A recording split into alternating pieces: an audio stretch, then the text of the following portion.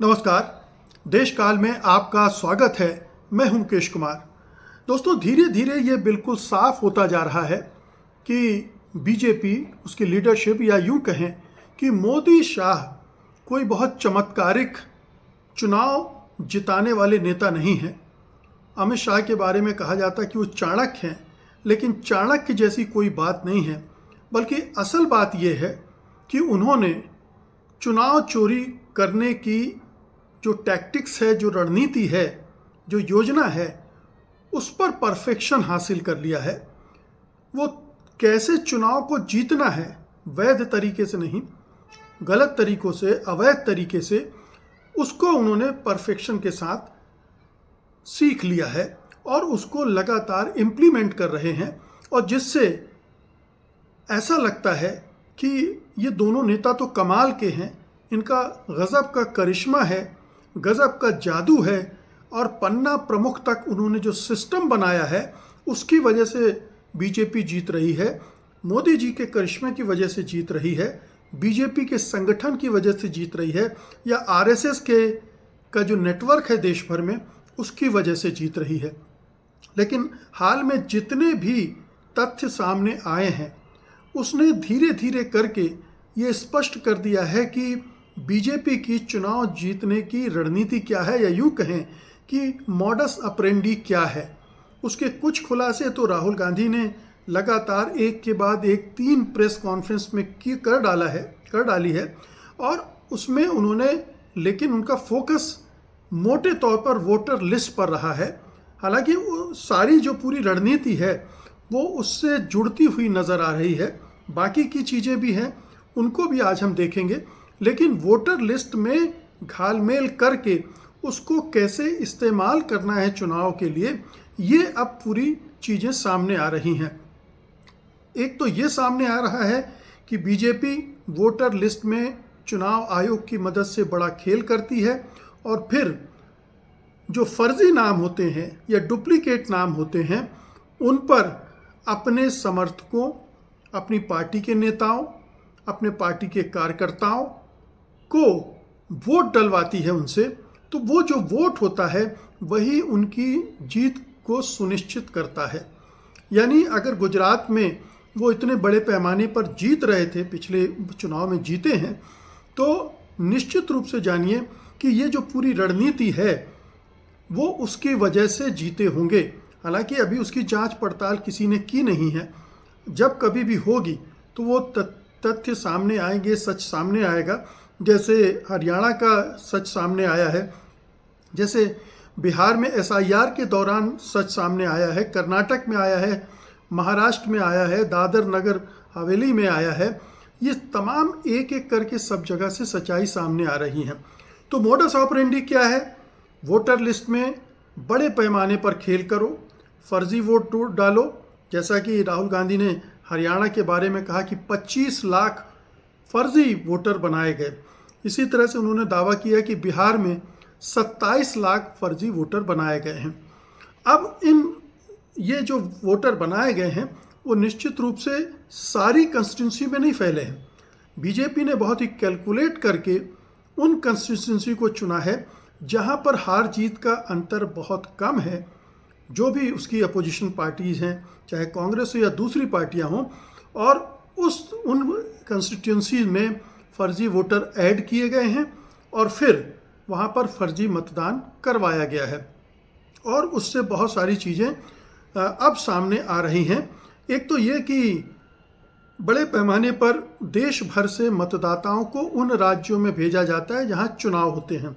मसलन बिहार में तो अभी खुलकर आपको सामने दिखा, पहली बार चूंकि अब लोगों की नज़र पड़ रही है कि कैसे कैसे खेल हो रहा है, तो कई ट्रेन बुक करके बाकायदा लोगों को मुफ्त में खाना, कपड़ा, रहना और अतिरिक्त पैसे देकर भेजा गया बिहार में वोट डालने के लिए। ट्रेन बुक की गई, बसें बुक की गई, और उनसे हज़ारों की तादाद में मतदाता भेजे गए।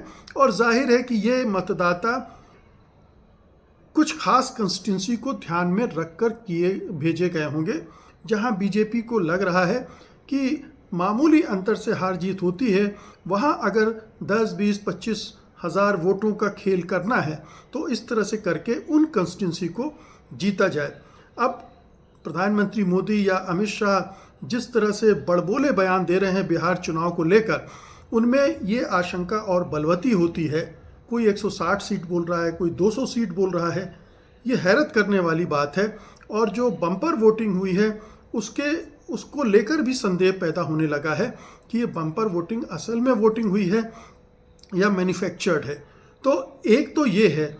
दूसरा देखिए कि कई ऐसे बीजेपी के कार्यकर्ताओं और नेताओं के नाम सामने आ चुके हैं जो एक जगह तो वोट दे रहे थे अभी तक, अचानक वो बिहार के भी वोटर हो गए और वहाँ भी वोट डालने पहुँच गए। इनमें जो ताज़ा नाम है वो है प्रभात कुमार का, जो कि बीजेपी के नेता हैं उत्तराखंड में, और उन्होंने बाकायदा 2019 में, बल्कि मैं आपको डिटेल दे देता हूं कि कब कब उन्होंने उत्तराखंड में वोट डाला और फिर बिहार वोट डालने पहुंच गए। तो आप देखिए, उल्टे क्रम में चलता हूं मैं।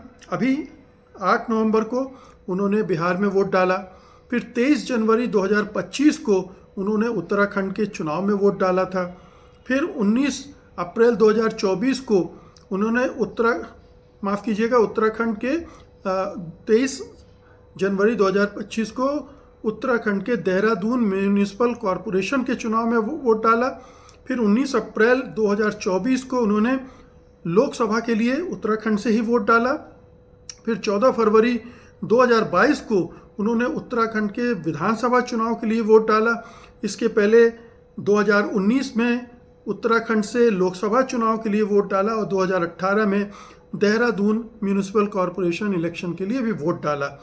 इतने सालों से वो उत्तराखंड में वोट डाल रहे थे और 8 नवंबर को पहुंच के उन्होंने वहाँ भी वोट डाल दिया।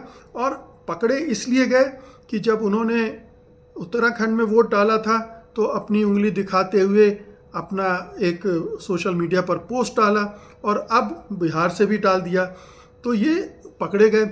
इसी तरह से पकड़े गए थे और लोग भी, कई बीजेपी के नेता इसी चक्कर में पड़ गए। जैसे राकेश सिन्हा का नाम आया है, जो कि बीजेपी के सांसद भी रह चुके हैं, दिल्ली यूनिवर्सिटी में प्रोफेसर हैं, और उन्होंने दिल्ली के विधानसभा चुनाव में भी वोट डाला और फिर बिहार में बेगूसराय के मानसीपुर गांव में भी जाकर अभी वोट डाला है, जो पहले चरण का मतदान हुआ बिहार में। हालांकि उन्होंने इसको लेकर आपत्ति जाहिर की है, विरोध किया है कि उनका दावा है कि उन्होंने अपना नाम ट्रांसफ़र करवा लिया था। लेकिन महानुभाव, आप नौकरी यहाँ करते हैं, आपकी पत्नी यहाँ काम करती हैं, आप पढ़ाते यहाँ हैं, तो आपका वोट यहाँ होगा या वहाँ होगा कि अचानक उधर चुनाव हो गया तो इधर से नाम कटाकर वहाँ पहुँच गए, अब यहाँ चुनाव होगा तो उधर से नाम कटाकर यहाँ आ जाएंगे? ये बहुत बड़ा सवाल है। फिर संतोष ओझा हैं, ये दिल्ली बीजेपी पूर्वांचल मोर्चा के अध्यक्ष हैं। इन्होंने भी अभी 7 नवंबर को बिहार में बक्सर में वोट डाला और इसका इंस्टाग्राम पर इसका सबूत बताया गया। ओझा ने कहा कि उन्होंने दिल्ली से नाम हटाकर बिहार में रजिस्टर कराया है, यानी ये भी वही है, दिल्ली में वोट डाला, अब बिहार में अपना नाम डाल के रजिस्टर हुए हैं नहीं हुए हैं अभी तो कंफर्म भी होना है, लेकिन ये दावा किया। इसी तरह से नागेंद्र कुमार हैं, बीजेपी के कार्यकर्ता हैं द्वारका विधानसभा क्षेत्र में, और फरवरी 2025 में बिहार में अभी माफ़ कीजिएगा कि पहले उन्होंने विधानसभा के लिए वोट डाला, विधानसभा चुनाव में अभी फरवरी में, और अब उन्होंने वहाँ भी वोट डाला है। तो ये तो कुछ उदाहरण हैं जो पकड़ में आ गए हैं, जिन्होंने ये गलती कर दी कि अपने पुराने सोशल मीडिया पोस्ट भी में जब उधर दिल्ली में डाला था या उत्तराखंड में डाला था तो वो भी डाल दिया और बिहार वाला भी, तो सारे पकड़ में आ गए। लेकिन जिन्होंने नहीं डाले हैं, जो सोशल मीडिया पर एक्टिव नहीं हैं और ट्विटर वगैरह जानते भी नहीं, ऐसे बहुत सारे लोग होंगे, वो तो इधर से उधर उधर से इधर इस तरह से वोट डालते फिर रहे हैं। तो ऐसा लगता है कि बीजेपी ने 20-25 लाख वोटर्स की ऐसी एक सेना बना दी है, फर्जी वोटरों की, जो जिन राज्यों में चुनाव होते हैं वो वहाँ पर पहुँच जाते हैं। इनमें आरएसएस के वर्कर भी बहुत सारे होंगे, बीजेपी के वर्कर्स भी बहुत सारे होंगे, कुछ लोकल फर्जी वोटर भी बनाए गए होंगे और कुछ बाहर से भेजे जाने वाले होंगे। तो हर जगह ऐसे 20-25 लाख के आसपास अगर वोटर बना लें तो किसी भी राज्य का चुनाव आप जीत सकते हैं। बहुत सारे ये लोग ये प्रश्न करते हैं कि अगर ऐसा ही था तो लोकसभा चुनाव में 240 सीटों पर ही क्यों रह गई बीजेपी, उसने 300 350 पार क्यों नहीं किया। उसके रीजन बिल्कुल साफ हैं। रीजन ये है कि जितनी कोशिश की गई थी उसकी वजह से 240 सीटें आ गईं। अगर वो कोशिशें, वो षड्यंत्र, वो फर्जीवाड़ा न किया गया होता तो शायद बीजेपी 100-125 सीटों पर चली जाती, उससे भी कम सीटों पर चली जाती। तो ये योजना लोकसभा चुनाव में उस स्तर पर सक्सेसफुल इसलिए नहीं हुई कि वहाँ बहुत अंतर था और किसी तरह से बीजेपी 240 सीटें इस सब के बावजूद मैनेज कर पाई। अगर ये ना होता तो और भी बड़ी दुर्गति हो सकती है। अब और देखिए बिहार में क्या क्या चीज़ें सामने आ रही हैं फर्जीवाड़े की। एक पूरी जो ईवीएम की मशीन जहां रखी गई थी स्टोरेज में, वहां पर इलेक्ट्रिसिटी चली जाती है, कैमरे ऑफ हो जाते हैं और एक मिनी वैन जाती है और फिर क्या होता है किसी को पता नहीं। इसको लेकर काफ़ी हो हल्ला मच रहा है। इसकी जांच के आदेश दे दिए गए हैं, लेकिन ये हुआ कैसे ये अभी स्पष्ट नहीं है। जाहिर है कि इसमें स्थानीय प्रशासन की भूमिका होगी, चुनाव आयोग की भी भूमिका होगी, वहाँ के पुलिस ने भी सपोर्ट किया होगा, बीजेपी के कार्यकर्ता और नेताओं का इन्वॉल्वमेंट भी होगा। तो ईवीएम से छेड़छाड़ का एक और इशू इसमें सामने आ रहा है। एक और मामला लीजिए कि एक जगह जो वीवीपैट की पर्चियां हैं वो कूड़ेदान में फेंकी हुई मिली और उसकी जांच के भी आदेश दिए गए हैं और जो अधिकारी इसके लिए जिम्मेदार था उसको दंडित भी कर दिया गया, शायद सस्पेंड कर दिया गया है। लेकिन ये हुआ और ये किस पैमाने पर हो रहा है हमें पता नहीं। एक दो जगह की चीज़ें सामने आ रही हैं, बाकी जगह क्या हो रहा है पता नहीं। बिहार में अभी पहले चरण की वोटिंग में कम से कम 10 ज़िलों में ईवीएम की समस्याएं पैदा हुई। ईवीएम को लेकर प्रश्न उठे तो फिर वहाँ अफरा तफरी मची और उसके बारे में भी चुनाव आयोग कोई ठीक ढंग से सफाई नहीं दे पाया है। तो आप देखिए कि वोट चोरी या चुनाव चोरी या सत्ता की लूट के कौन कौन से फार्मूले बीजेपी मोदी शाह अपना रहे हैं। ये सारी चीज़ें धीरे धीरे खुलकर सामने आ रही हैं। बेशर्मी चुनाव आयोग की देखिए, वो फिर भी दावे कर रहा है कि सब कुछ साफ सुथरा है, सब कुछ ठीक चल रहा है। बेशर्मी बीजेपी के नेताओं की देखिए, वो भी यही रट लगा रहे हैं। बल्कि वो ये कह रहे हैं कि बीजेपी विपक्ष इसलिए शोर मचा रहा है क्योंकि वो चुनाव हारने वाला है। अब आप जब भी आप शिकायत करेंगे गड़बड़ियों की और प्रमाण देंगे तो इसे इसी तरह से दबाने की कोशिश की जाएगी कि विपक्ष अपनी हार को छिपाने के लिए या जो हार होगी तो उस पर ये तोहमत लगाने के लिए कि गड़बड़ियों की वजह से हार हुई, ये एक ग्राउंड बना रहा है। लेकिन ये तो अब आंकड़े सामने हैं, घटनाएं सामने हैं, चुनाव आयोग का रवैया सामने है, प्रशासन शासन किस तरह से काम कर रहा है। अगर चुनाव आयोग अंधा ना होता, बहरा ना होता और अपने रोल को ठीक से निभा रहा होता तो वो जो रेलों में भर भर के भेजे गए हैं लोग, उसका हिसाब किताब भी लेता।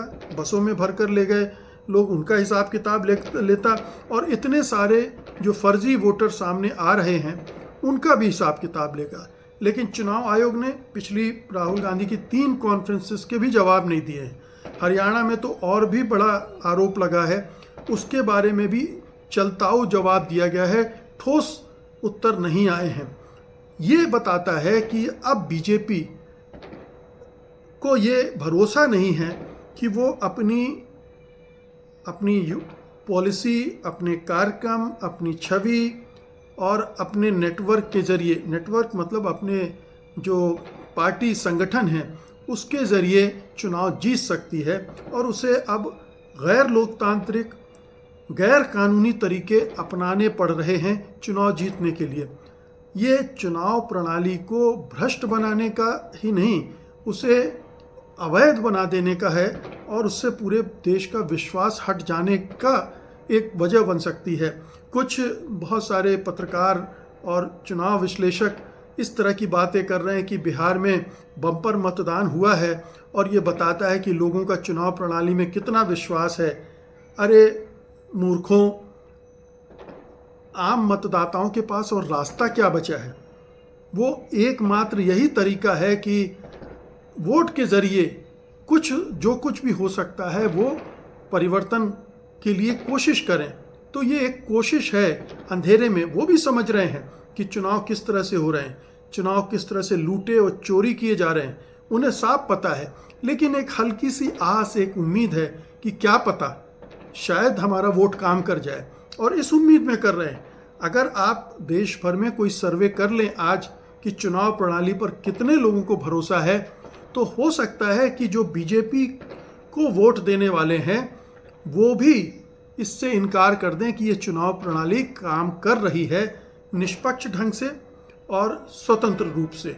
ये इससे वो भी इनकार कर सकते हैं बशर्ते ये गुप्त मतदान के सर्वे हो, किसी को नाम ना बताना पड़े।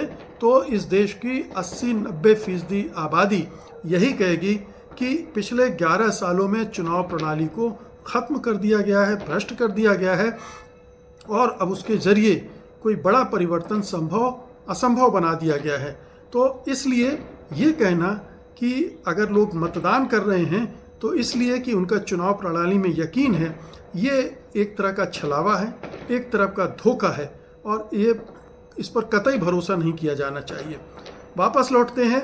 ये एक पूरी जो चुनाव प्रणाली के इस्तेमाल की एक, कहते हैं कि साइंटिफिक रिगिंग का, एक होलसेल रिगिंग का एक तंत्र खड़ा कर लिया है बीजेपी ने, और उसके ज़रिए अब वो सत्ता हासिल करना चाहती है। पहले भी गलत तरीक़ों से विधायकों को खरीद के, सरकारों को गिराकर, तोड़ फोड़ करके वो सरकार बनाती रही है, और अब इस तरह से छल कपट से चुनाव जीतकर वो सत्ता में बना रहना चाहती है। बहुत ही दुर्भाग्य है लोकतंत्र के लिए, संविधान के लिए, इस देश के लिए।